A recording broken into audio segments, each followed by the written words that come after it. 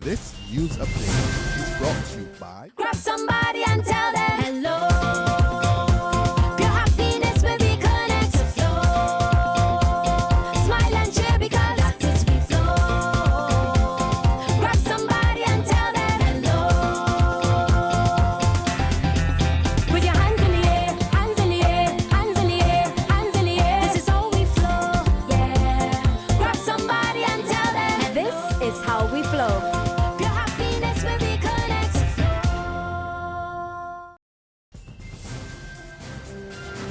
It's Monday, September 28th, and time for the Barbados Today morning update. A warm welcome to you. I'm Fernella Wedderburn. We begin with a warning from former Prime Minister Owen Arthur that more public sector layoffs may be on the cards for the country.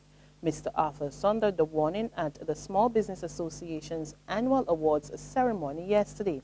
The independent MP for St. Peter and former finance minister said the job losses were unavoidable due to government's fiscal consolidation program, which he says has to be fully implemented. The only prospect that seems certain is that a fairly substantial number of persons now employed at state enterprises stand to lose their jobs.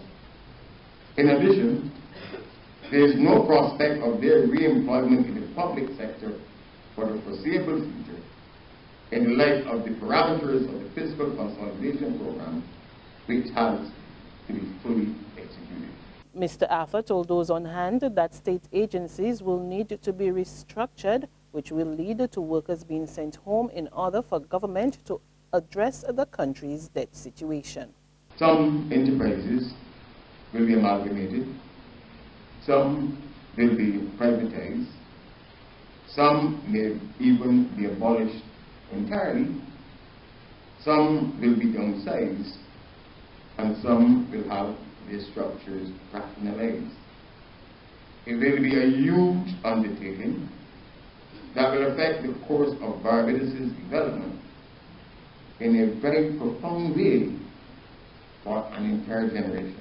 Government is getting ready to boost the numbers in the Barbados Fire Service. The announcement from Attorney General Adriel Brathwaite, who says auxiliary staff will be recruited to fill in for firemen and women in non-specialized areas. Minister Brathwaite made the announcement as he addressed the service at the St. James Street Methodist Church, marking the start of Fire Service Week. We are on the way, for example, to recruiting the cadre of auxiliary fire officers. The fire have always allowed us to do that, but we've never done it in the past. And about a year or so ago, I remember being in Trinidad and being picked up by auxiliary fire officers. I came back and said to the acting chief, well, why don't we have a cadre of officers who are available for us, rather than the situation that presently obtains where we have our men and women all stressed, in particular during the crop season, because they have to work sometimes 12, 14, 15 hours a day. And we know that although that they want on behalf of the people to continue to give of their time and energy, there comes a point in time when you cannot go anymore. So it is our hope to be able to supplement them with these auxiliary officers who will be called in as required. Public service vehicle owners are not at all happy by the treatment being meted out to them by officials. This after a meeting published in another section of the media scheduled for yesterday evening at the Combermere School failed to materialize. The meeting was apparently to take place between the owners and the Minister of Transport at 5 p.m. 5 owners and 1 operator turned up, only to be told some 48 minutes later by the school's security that the meeting is scheduled for next week. That did not go well with those on hand, who say they have a number of questions that they need to address. This is but an example of the way this sector is treated by the Ministry and the Transport Authority. I am here merely because I don't know. I need to find out when they speak about integration, who are they integrating, what are they integrating who into what, and what benefits the PSVs can expect from being integrated. I really think that everybody in Barbados would agree with me when we say the public of Barbados deserve a better transportation system.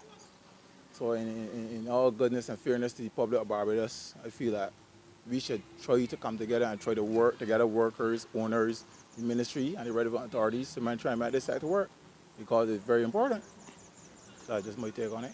I think that it is coming to a stage now that the workers are understanding, most of them are understanding what is going on, and as long as we can get them to come around to understanding what their role is and what has to be done, I think that we will get to a stage where the government will understand that they will have to concede to the fact that the fellas, the owners, are entitled to certain duties and concessions, and they should get them. The Christchurch West branch of the Barbados Labour Party has a new executive committee, and the party's General Secretary, Dr. Jerome Walcott, says the process went smoothly this time around. Last week's meeting to elect the branch executive was aborted following claims of irregularities with the voters list and reports of member discontent with MP Dr. Maria Agard. But Dr. Walcott told Barbados Today that Dr. Agard was absent this time around, but her presence was not needed in this election. I believe you would have, last week she had indicated to Ms. Ford, in her report, Ms. Ford said that the MP indicated that she would not be here, that she had another commitment, family commitment this Sunday. But as far as the whole AGM is concerned, it's not necessary for the MP to be present, because she would have delivered her MP's report last week, and the function of the elections, they would appreciate, is a branch function to be carried out by the members of the branch. Barbadians last night witnessed what's been called the astronomical event of the year, a rare cosmic combination that won't happen again until 2033. This particular eclipse is extra special because it coincides with the biggest, brightest moon of the year, also known as a supermoon. In the rare event, the moon appeared to redden in the night sky into what's known as a blood moon, which is the result of a rare combination, as I said, of an eclipse with the closest full moon of the year. There's regional and international news after this short break. Secure your future, be financially strong. Since 1983, we have been there for you. A smart range of products, great tax benefits. We're the solution to your hopes and your dreams. The Barbados Workers Union Cooperative Credit Union. The Barbados Workers Union Cooperative Credit Union. Humble beginnings to smart loans, smart savings. Save smart and borrow smarter. That's the move for me. Stability, prosperity. We're the solution to your hopes and your dreams. The Barbados Workers Union Cooperative Credit Union. The Barbados Workers Union Cooperative Credit Union.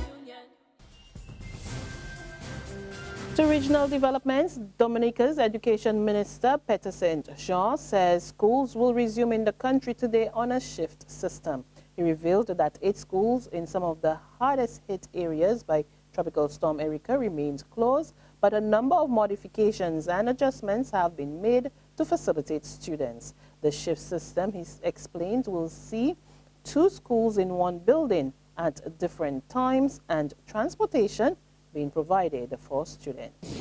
And finally, Pope Francis ended his 6-day visit to the United States with an open-air mass where he appealed for unity and family love. More in this BBC report. Today he gave the promise that many here had hoped for.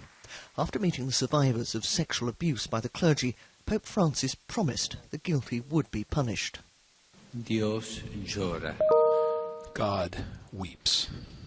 Los crímenes y pecados de los abusos sexuales a For the menores sexual no abuse pueden ser of children, mantenidos. Comprometo a and la I celosa commit vigilancia de la Iglesia to a careful para proteger a los oversight menores to ensure y that prometo youth are que protected. todos los responsables. Then a visit to those who couldn't come to him, the men and women at a local jail. A hug and a blessing for one prisoner, all keen to meet a pope who's spoken out so strongly against the death penalty and life imprisonment. Later, a last chance for those who thronged the streets to see this pope in person.